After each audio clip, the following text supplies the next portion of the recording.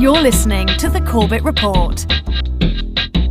CorbettReport.com. What you don't know can hurt you sometimes, my friends, despite what the old saying would have us believe. And there's a lot out there that we don't know about. Well, welcome to the broadcast. This is Corbett Report Radio on Republic Broadcasting. I'm your host, James Corbett of CorbettReport.com. I'm coming to you every single night here on Republic Broadcasting live at 9 p.m. Central. So you can listen live on the republicbroadcasting.org streams. And of course, you can always go to CorbettReport.com for the radio archives and the documentation, the show notes, all of that goodness is there at CorbettReport.com. Tonight we are going to be talking about the things that we don't know a lot about because it is being deliberately hidden from us. And there's a lot of problems with that on a lot of different levels, as you can well imagine. So let's start examining the subject that we broached last week here on the broadcast, and which has garnered quite a bit of attention, and that is the subject of weather modification, geoengineering, chemtrailing, and the manipulation of our environment for financial gain, as our guest Peter Kirby was highlighting last week, and for other reasons as well, as we're going to get into here on the program tonight. So this is Friday night here on Corbett Report Radio. That means we have a Friday night highlight routine where we dip into the archives of CorbettReport.com for some of the previous interviews and videos and other goodies that you might have missed the first time around. And tonight we're going to pull together a few different interviews that I've done on the subject of weather manipulation, geoengineering, chemtrailing, etc. Starting off with a very interesting conversation I had the honor to conduct almost 2 years ago now with a couple of people who are well-versed in these matters, G. Edward Griffin and Michael Murphy. And Michael Murphy, of course, is the filmmaker behind What in the World Are They Spraying and Why in the World Are They Spraying, both of which I will exhort you to go and check out online. Also, we're going to be listening to a conversation I conducted with Rosalind Peterson that was part of my podcast episode on geoengineering and you. And if you haven't checked that podcast episode out in the archives, I suggest you do so because it has a lot of information on this topic. And then we're going to watch the video. If you're watching the video at home at CorbettReport.com/video or on YouTube or wherever else you find me in video form, you can watch the video, or on the radio you can listen along as we listen to my recent conversation with Michel Chossudovsky of globalresearch.ca, again on the subject of weather manipulation and weather warfare, an increasingly important topic in these increasingly dark times. And surprisingly enough, it's a topic that is actually daring to be broached, even in mainstream media circles. I've cited this article a couple of times now, but I still think it's interesting that Yahoo would even post an article about this, let alone that they would actually broach the subject in a headline. But here it is. Could Iran's enemies really be destroying its rain clouds? And this comes from Yahoo News, and it says, Iranian President Mahmoud Ahmadinejad has reportedly accused his country's enemies of creating a drought in Iran by somehow destroying or co-opting its share of rain clouds. And it goes on from there. I think you get the tone of the piece from that opening paragraph. Oh, the crazy Ahmadinejad says they're somehow manipulating the weather. And they're playing the old, oh, I've never heard of that routine, which we know is a bunch of bunkum. But it's interesting nonetheless that this is actually, at the very least, getting some press, getting some headlines, getting some people to actually raise the question, wow, do you think they could be doing something like that? I mean, surely they will impose sanctions on a country that, in the case of Iraq, for example, will kill 500,000 children, but, oh, they would never think to use technology to manipulate the weather. And certainly they wouldn't have any technology for that, would they? Well, I think it's safe to say that the technology that the Department of Defense has in its arsenal is so far beyond what you and I could imagine that it would be ridiculous to sit here and believe that this is not already going on to some extent. So tonight we're going to start breaking that down, unpacking some of this, taking a look at some of the interviews I've done in the past on this very subject. So once again, I hope you will play along at home, and if you want, you can of course go to CorbettReport.com for the show notes for tonight's episode. That's number 237 for those of you keeping track at home. And you can find all of the show notes where I will direct you to the originals of these interviews and the podcast episode in question, etc., etc. Lots and lots of information to go through tonight, so I'm looking forward to it. Sit right back. We'll be back right after these messages. One day in Manhattan,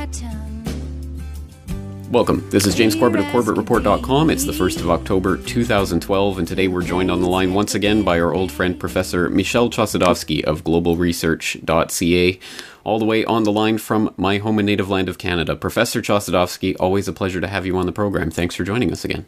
Delighted to be on the program.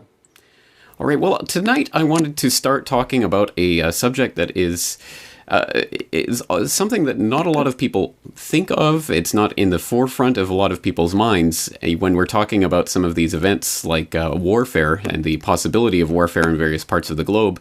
Something that not a lot of people have on their plate when it comes to that topic is the possibility of weather warfare and modification of the environment itself, climate as a tool of warfare. And this is despite the fact that there's in fact a voluminous amount of detail that has been accrued over the years documenting the fact that weather warfare and climatic modification is very much a reality. So let's start talking about that. I know you've written about that extensively for globalresearch.ca. Perhaps we can talk about some of the documentation and some of the companies that are behind this climate modification agenda. Well, first of all, I should mention that weather warfare is not something which is recent. It was used during the Vietnam War.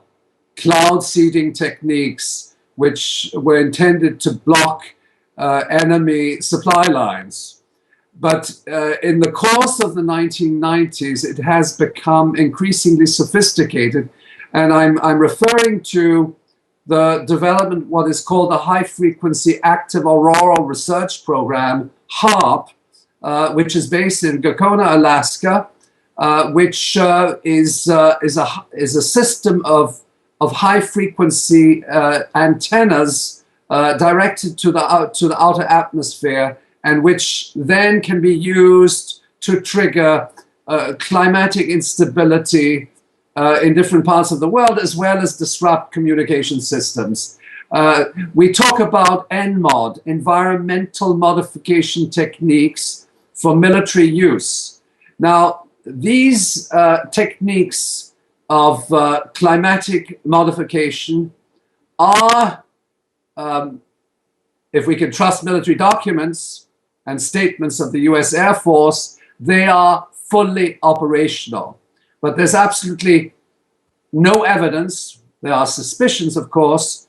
There's no evidence that these techniques have actually been applied. It's very difficult to actually test whether the activity of HAARP has led to particular climatic occurrences. But what is important to point out in the current context is that the United States... Sorry, the telephone. I'll start again.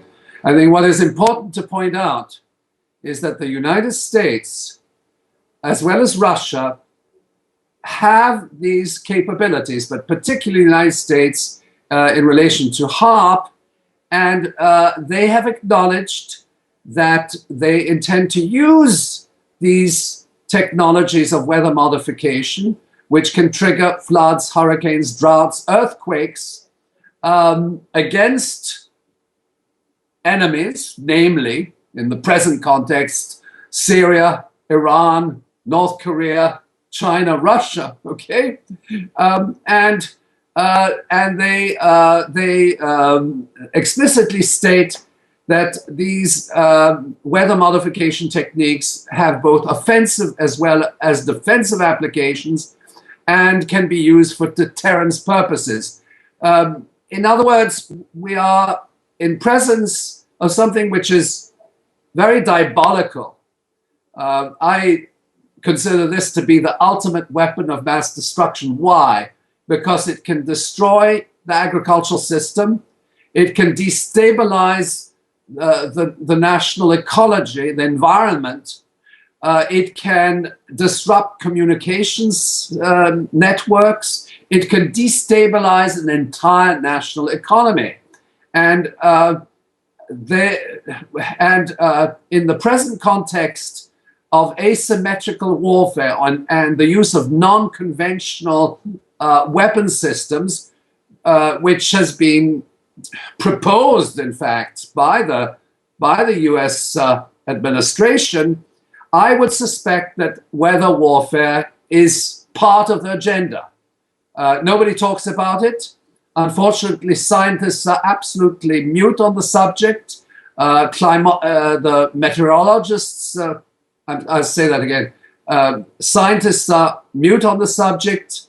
It is not part of the debate on climate change, although it is acknowledged that these techniques do disrupt climate. And ultimately, the scientific debate on owning the weather for military use. I'm using the terms of the U.S. Air Force. Those are not my terms. The U.S. Air Force says we must own the weather. We must own the weather so that we can use the weather for military purposes against enemies of the United States and the Western world. So that is the background. Well, let's talk a little bit more about some of the documents that back this up and some of the technologies that are itself doing this. And in some of your writings, you go as far back as a U.S. mathematician, John von Neumann, who was writing about this as much as 70 years ago. So this is by no means a new concept and has been fleshed out in numerous documents, as you've been detailing. Why do you think it has been so much kept under wraps, and how are they able to maintain that level of secrecy over something that's been so out in the open for so long? Well, I think there are two elements behind this. First of all, it's the nature of the weapon system itself. It is something which is covert in its application, so that when the HARP antennas go into full swing and trigger a particular geopolitical area of the world, okay, or a particular country, nobody knows about it. It's reported as a flood, a drought. Nobody knows about it. And it is very difficult for even for scientists to establish a link between the activity of the HARP system of antennas on the one hand and a climatic occurrence at the other end of the world. There have been suspicions and there have been some very unusual patterns which have emerged. So it's the covert nature of this weapon system, and one assumes it is heavily integrated into covert operations and so on. It's not strictly a U.S. Air Force undertaking, and there's always the possibility of denials. Yes, we've been attacked by HARP. Now, how do you prove it? But on the other hand, there have been very few scientists which have had the courage to investigate that relationship. It's a very complex relationship, namely the activity of the antennas and climatic occurrences. And the reason, as I mentioned earlier, the reason is that the scientific community is in fact more or less kidnapped by the military-industrial complex. It does not want to voice any statements which could, of course, have far-reaching implications at the geopolitical level. I should mention that one of the most distinguished scientists, Rosalind Peterson, who recently passed away, she brought out this relationship, but in a very cautious way. So scientists are mum on the subject matter. Environmentalists do not, although they acknowledge the existence of climatic warfare, they have never inserted that into their discussion on global warming or climatic instability. And I should mention that in effect, there was a convention signed between various countries, but specifically between Russia and China, going back to 1977, which it's a convention which bans the use of environmental modification techniques and recognizes their destructive applications. And at the 1992 Earth Summit, there was a reassertion of that basic protocol of 77 in the founding documents of the United Nations Framework for Climate Change, but in effect it was not really mentioned. And in all subsequent venues pertaining to climate change, Kyoto, global warming, the issue of environmental modification techniques for military use is never mentioned. Instead, people are focusing on green gas emissions and, I'm sorry, I should say that differently, it's greenhouse gas emissions. Okay, let me start that again. The environmentalists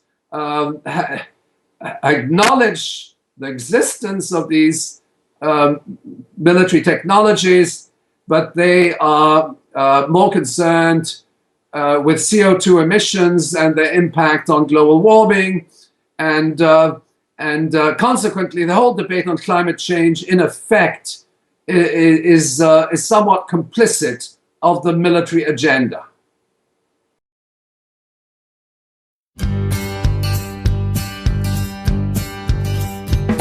Afghanis in Afghanistan, Vietnamese in Vietnam, Iraqis in Iraqi land, we've bombed them all. White phosphorus and napalm too, bunker busters, daisy cutters, cruise missiles, B-52s, we bombed them all. For their prosperity, their freedom and democracy. Announcing the Corbett Report's 2009 video archive.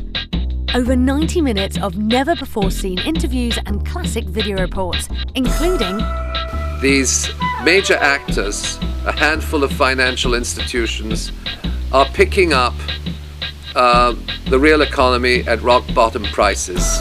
Very simply speaking, I think there can't be any justifiable wars. Well, and I think this is all basically also a big hat tip to the work that Project Censored does, and that is one of those things that again is always a big effective tool in the info war. Is that sort of in one link you could send that out and have someone read that list and just go, "Oh my God, I didn't know these things."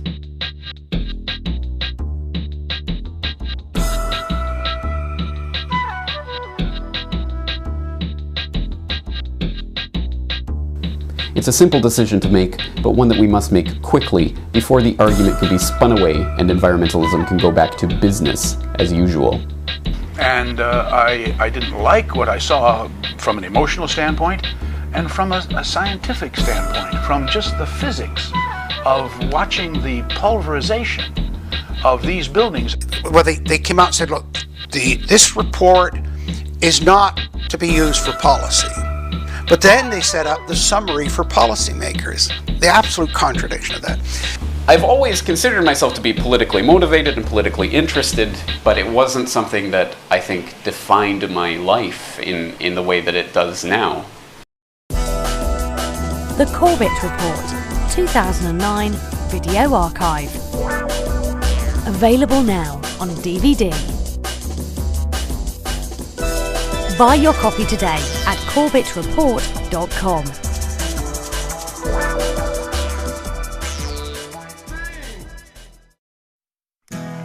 Well, what I've uncovered is that right now, for example, they have what they call geoengineering, which is upper atmospheric modification. And one of the things that's been happening is the U.S. House of Representatives has held 3 hearings, one in November 5th last year and 2 this year in February and March, to have some talking about global geoengineering governance, drawing up plans to put up particles and chemicals or do other atmospheric experiments to reduce the amount of direct sunlight reaching the Earth. and this is ostensibly to cool us down. But the type of chemicals and particles that they're talking about putting in the atmosphere are likely to produce acid rains when they come back down, like sulfur, and they're likely to do other damage to the environment. And when you release the amount of direct sunlight reaching the earth, you start to reduce photosynthesis. And without photosynthesis, all plant life will lose the energy to grow. Crop production will be reduced. Without direct sunlight, you start to have a lack of vitamin D and the associated health effects. And so I began to be concerned that reducing the amount of direct sunlight reaching the earth might not be what we want to do, and that it may not cool us down. And that many of the scientists who were recommending this course of action said, well, we don't know what the consequences are, but we would like to do the testing anyway, so that we can be prepared in an emergency or such to put the chemicals up or whatever we need to do to keep us cooler, to combat global warming. And so I took exception to this because I found out through my research that one of the causes of global warming we could take care of by reducing our pollutants and some of the impacts of aviation, and we could do it very easily and without, in other words, having to resort to things that would harm the environment. So your research tends to indicate that the persistent jet contrails are along the lines of geoengineering in terms of global warming or preventing global warming. Yes. I don't think that they're there to prevent global warming. Persistent jet contrails are actually causing global warming because the NASA studies and the Stanford studies and some others, and there's quite a number of them, all show that aviation causes global warming. It exacerbates it, and it also changes the climate. And it's responsible for 20% of the warming over Alaska and the Arctic. And they know that it's directly aviation produced. And what happens is when jets fly and they leave these contrails that persist, besides toxic jet fuel emissions, you have this man-made cloud that is produced. One man-made cloud can last for up to 20 hours. It can cover 4,000 kilometers with either man-made clouds or white haze of some kind. And what it does when it produces these man-made clouds, the combustion process releases water vapor into the atmosphere. Water vapor is a greenhouse gas. So therefore, when you see these man-made clouds that change our climate, they're also exacerbating global warming. And one of the things that we could do is to stop the jets from flying at heights that produce these man-made clouds. So there are things that we can do almost immediately which would start to reduce the problem. The other thing about man-made clouds, according to NASA studies, is that they're a little different than natural clouds in that they hold in and trap more heat. And when they hold in and they trap more heat, they're more humid, you get this heat trap that traps all of the other pollutants, greenhouse gases and other pollutants. So you actually keep the heat from escaping, both during the night and the day. And in trapping the heat, you warm the earth up. And you concentrate these other pollutants as well. So part of the thing about geoengineering is that we already have this geoengineering experiment, and whenever you see these jets producing the man-made clouds, we're already geoengineering the atmosphere. And so one of the things we should be doing, instead of adding more particles and chemicals to that toxic mix that we already have, we should be finding ways to have the jets run cleaner. We should have them fly at heights where they don't leave trails that persist. And we should start to move in that direction very quickly. All right, so what can you tell us about the composition of these trails from your research? Persistent jet contrails from my research are composed of highly toxic jet fuel emissions, which cause agricultural damage, human health problems like asthma.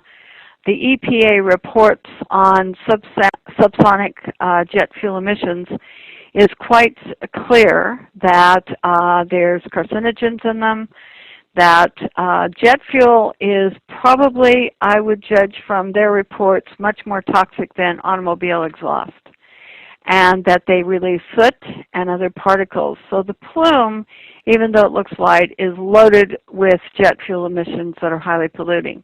The second thing is that when you see that trail, the combustion process of a jet engine releases water vapor. And so what happens is you get this greenhouse gas that mixes in with this, and you can have some ice crystals in it or not, depending. But what happens is that this is a highly toxic mix, and its impact on agriculture, human health, all these things is quite high.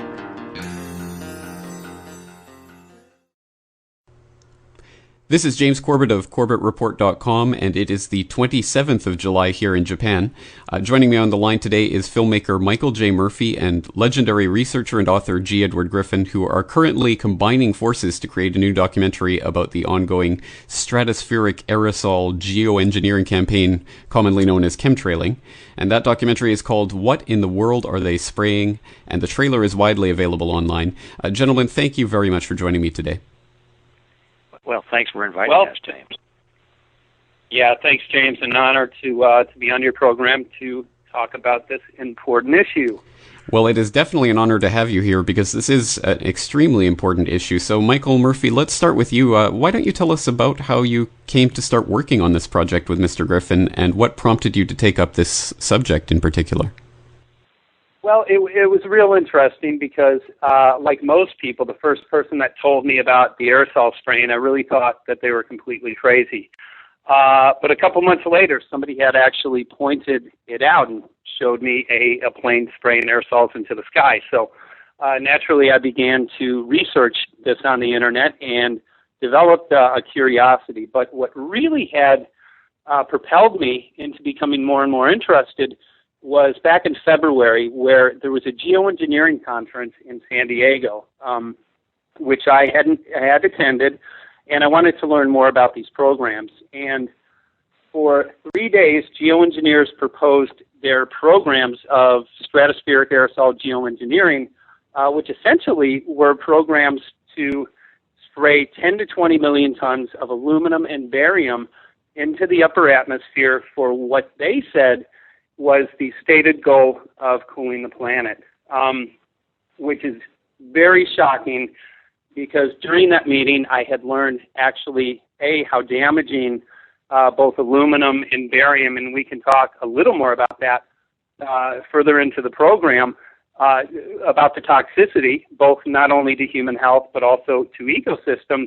I also met several people who have been doing rain, soil, and water tests, which revealed just that, massive amounts of aluminum and barium all around the world. Of course, when I was there, I had asked the geoengineers about the current deployment of these programs, and they emphatically denied it. However, during that time, I met many people who told me that they had a mountain of evidence that not only suggests that these programs are ongoing, but also destroying ecosystems and human health literally around the globe. So I developed just a great concern because of what I had learned there, and I had written some articles and began to film, and that's when we hooked up with Mr. Griffin.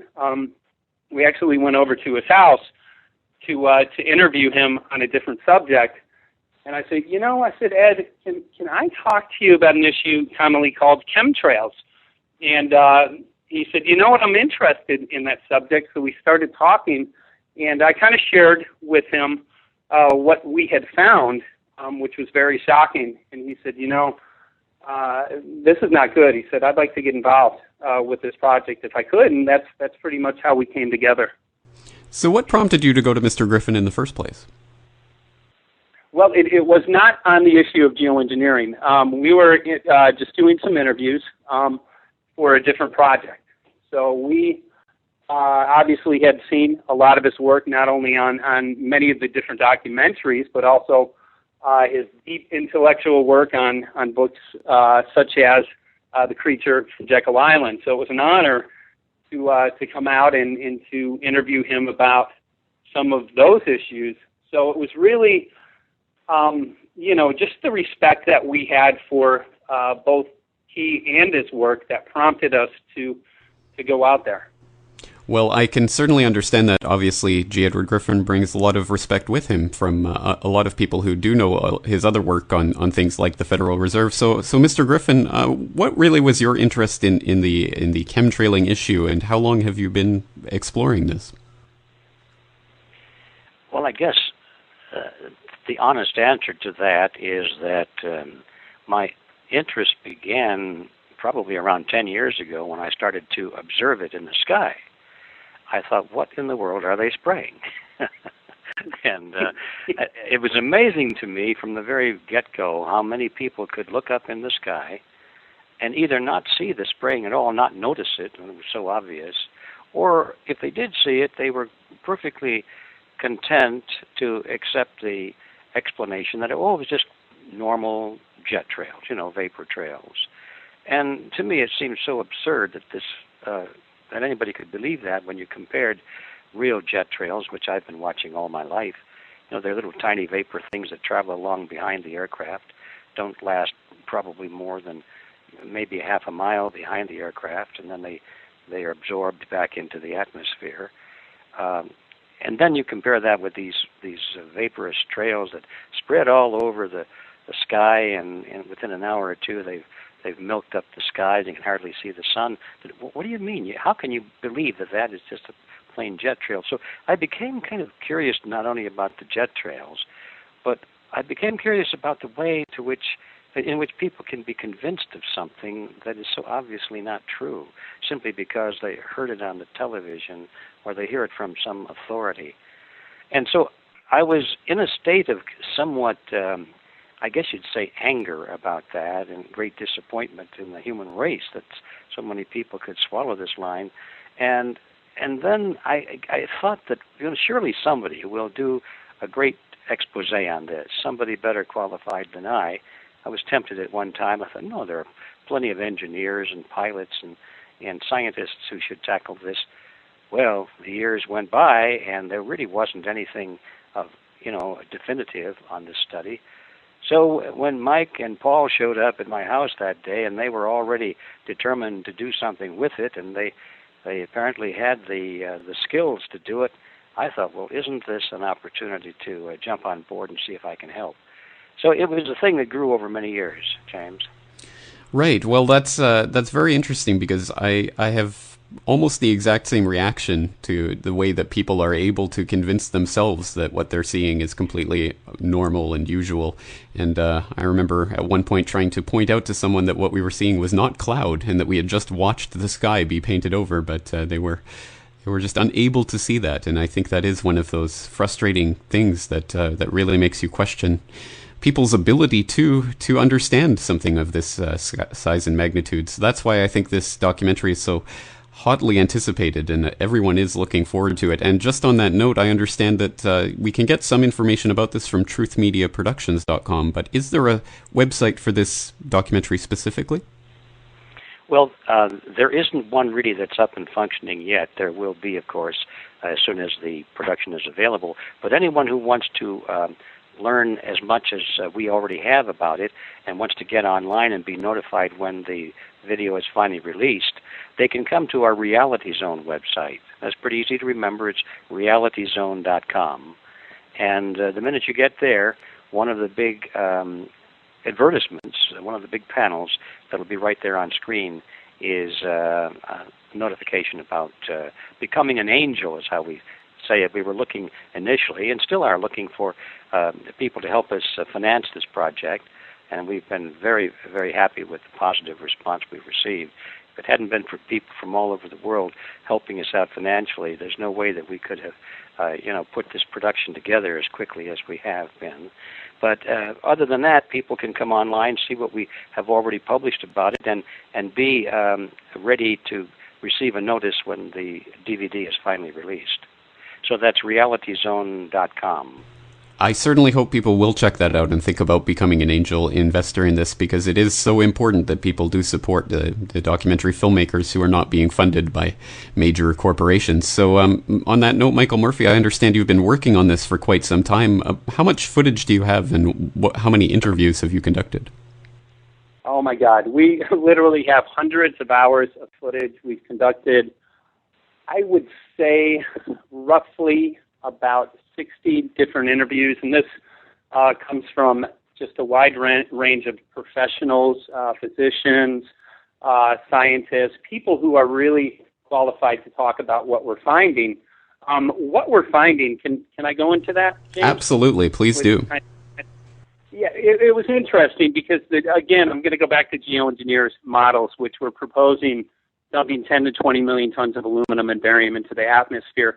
People are finding elevated levels and alarming levels around the world. And I'll give you an example of the snow on Mount Shasta. Mount Shasta is removed far from any industry. As a baseline, it should have about 7 parts per billion of aluminum. A test was done by Francis Mangels, a retired 35-year USDA biologist, and he had sent the test into a government lab, and it revealed test results in drinking water allowables. Before I tell you the numbers, will only allow for 50 parts per billion. Government action, according to Francis, is required at 1,000 parts per billion. The test that was taken on Mount Shasta revealed 61,100 parts per billion of aluminum. That is extremely high.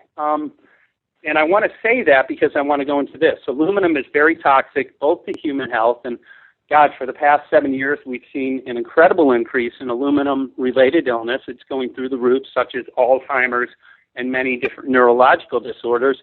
Barium, which is being found in very high content, lowers our immune system, creates high blood pressure, and a bunch of other illness.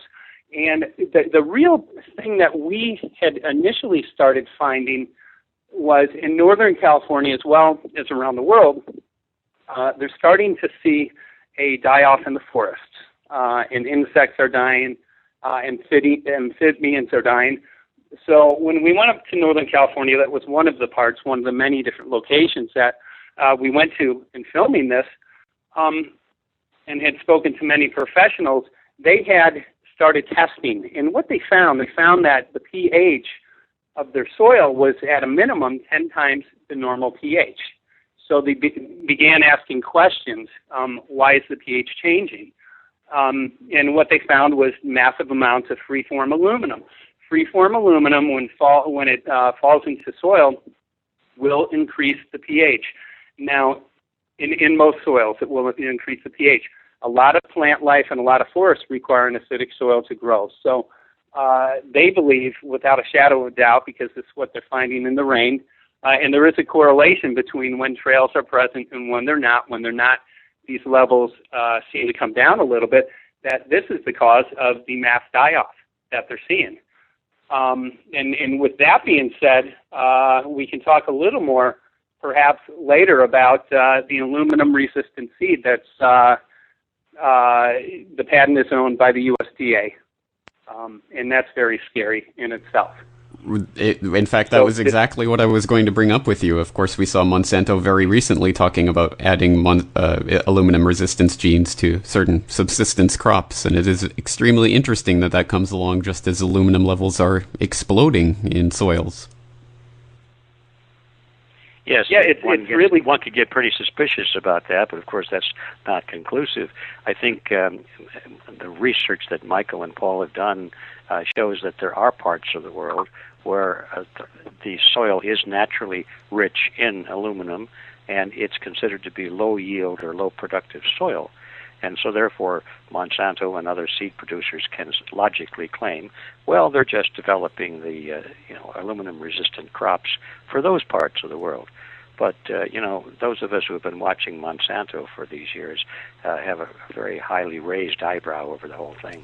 Well, yeah, absolutely, and for good reason. But of course, we should give benefit of the doubt where there is some to be given, because we want to build the strongest case possible. So let's talk about some of the other things that you've uncovered. Obviously, you have talked to a lot of people who are skeptical that there is stratospheric aerosol geoengineering happening right now. So what kinds of points do they raise, and what information have you been able to surface that contradicts that?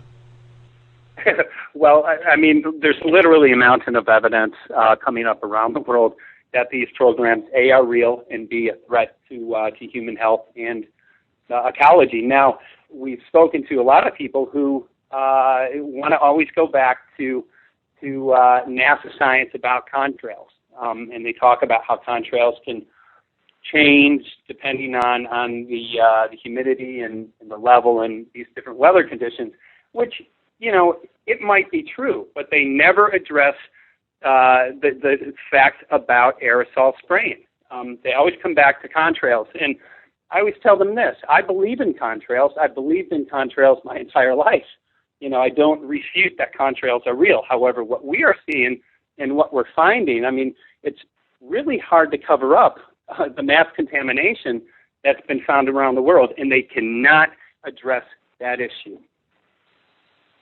And I always tell them, once you tell me where the massive amounts of aluminum and barium are coming from, if you can identify that, then I will stop looking into this. But nobody has been able to do that. We have also just gotten back from a trip from Washington, D.C., and I had several interviews with congressmen and people in Congress, and then a few senators as well, and none of them were willing to really address the issue of current deployment of these programs. So, it appears that when you start bringing facts to this issue, which we certainly are, and we believe that through our investigation, we're bringing not only a mountain of evidence, but proof that these programs are real, nobody has been able to refute us publicly.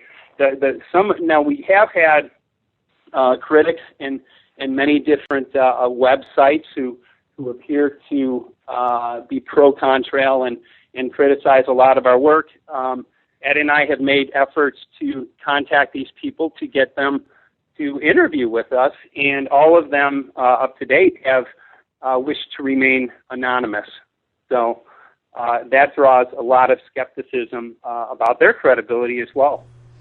Well, it's very hard to debate someone who wants to remain anonymous, isn't it? So it is interesting that they would choose to go that route. But, well, that is very interesting. So let's move out a little bit and talk a little bit about an issue that I think is, in one sense, it's just semantics, but in another sense, it seems to be a sort of an underlying point of this debate, that a lot of people shy away from the term chemtrails, and we see all sorts of different proposed names for this, including stratospheric aerosol geoengineering.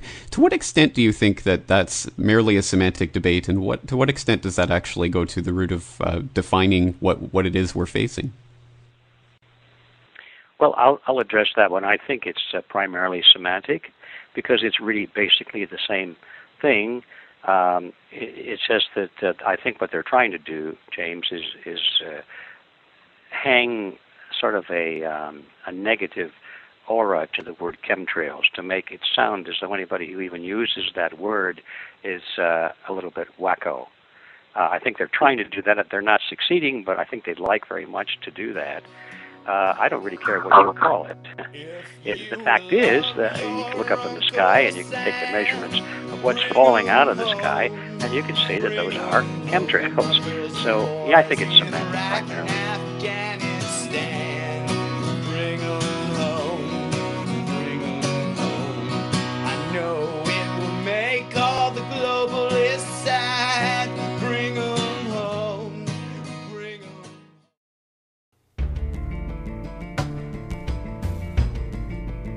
All right, friends, welcome back. Welcome back to Corbett Report Radio. Once again, this is your host, James Corbett of CorbettReport.com. I want to thank you all for tuning in for tonight's broadcast. Once again, we've been listening to an array of interviews on the subject of weather manipulation, chemtrailing, geoengineering, all of those very important subjects. And there's a lot more to be said on this, so we will continue to cover it in the future. And I do have a GRTV report on this very subject that I hope to be coming out with next week, so keep your eye on my YouTube channel for that. Speaking of YouTube, welcome to the broadcast to all the YouTube lemmings out there who have never ventured off of YouTube to see what else it is that I'm doing. For those people in YouTube land expressing bewilderment at all of these videos coming out all of a sudden as if I've suddenly created 50 hours of videos in the last 2 days, welcome to the last several months here at CorbettReport.com. And if you ever get off of YouTube and check the website, you'll notice that we've been doing these videos for quite a few months now. So welcome to the broadcast. I'm glad you could finally join us there in YouTube, and I hope you will get off of YouTube and boycott the Google system that is enslaving you. That's just a little note for all those YouTube people out there. And on the other note, of course, once again, I would just like to thank all of you out there for your support in all the various ways that it comes in, including all the tips and links and show notes and all of the things that you send in via the email contact form at corbettreport.com/contact. It is appreciated, and once again, I do make my best possible effort to go through all the information that comes in, but I physically, humanly, there are not enough hours in the day to look at all the documentaries and things that people send in, so I'm doing the best I can. I hope you'll bear with me if I'm very slow in responding, and sometimes I just cannot get to all of it. And on that note, of course, the best way to support this work that I'm doing and this website and all of the information presented herein is simply to spread the word about this, pass the word on, work it into conversations with others, pass DVDs out to complete strangers on the street, however it is that you want to get the word out. Just make sure that you do start inserting this into your everyday life, because we have to start taking this offline and getting into the real world to really put this information in people's faces. And once again, the best way that you can help support and make sure that this media continues to come to you is to buy some of my DVDs. For example, the Data DVD, Volume 1 and 2, the 2009 and 2010 video archives, the Last Word DVD, all of which are available for sale at corbettreport.com/support. And there you can also find details of my International Forecaster newsletter editorial, which goes into my Corbett Report subscriber newsletter. So once a week, every Saturday, the Corbett Report subscriber goes out, and it contains my editorial, it contains recommended reading and viewing, it contains discounts on DVD purchases through the website, and once a month there is a subscriber-only video. So lots of information coming out that way, and I hope the subscribers are taking advantage of this. I think there's a lot of information in there as well, so I hope everyone is getting something out of that. Once again, that's for as little as 100 Japanese yen a month. That's about $1.40 a month, so less than a cup of coffee a month. You can help to support and keep this independent media coming. And of course, if you want to, there's options for donating more. And for all of those people who are writing in to tell me about Bitcoin and how I should get on Bitcoin, I am working on it behind the scenes. I've downloaded Bitcoin QT and I'm trying to get it set up, but it's taking literally jillions and billions of hours to synchronize with the network. So if and when I ever get that up and running, don't worry, I will let you know for the people out there who want to contribute via Bitcoin. All right, I think that's it for now, but once again, we are going to be back next week with an all-new week full of information, interviews, guests, and opinions here on Corbett Report Radio on republicbroadcasting.org. I hope you'll be there with me to go over all of that information, and it's going to be, again, another week full of information, including my podcast episode, which will be out next Monday on the subject of Vince Foster, picking up from where we left off on last week's podcast episode, Meet the Clintons. So I will exhort you all to go and check out that podcast episode if you haven't yet to find out more in the first part of the story, and the second part will be out on Monday. On that note, I think that's going to be it for me for the weekend. I hope all of you are having a good weekend. I want you all to take care, and I'm going to be talking to you again next week. So until then, thanks for listening. Take care.